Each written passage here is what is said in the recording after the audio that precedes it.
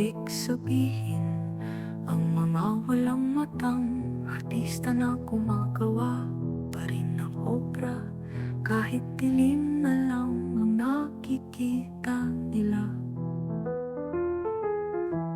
Ang aking tinutukoy ang siyang mga pintor na may mga matang gumagana, ngunit hindi nila nakikita ang tunay na makanta. Dahil ang pananaw nila ay kung ano lang ang maganda sa iba, hindi sa sariling puso't isip nila.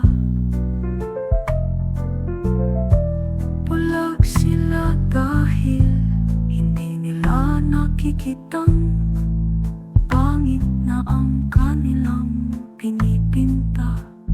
Dahil hango lang sa gawa at kwento ng iba, nangangapa lamang ng katututuran at kurte ng ibang obra at sinabi. Daig pa ang mga pinanganak na bulag matay hindi ginagamit, pilit pumapangitid ng magandang protsa, lumuluwa sariwang mga kulay, depiksyon ng buhay mukhang patay. Kahit ang manipis na canvas na papahinga ng artist na mahusay, nabibigyan ng buhay ang walang buhay at nagkakamalay, titingin ng gawa't taglay. Ngunit ang mga bulag na artist hindi alam kung ano pa ang ibig sabihin ng maganda sa kanila.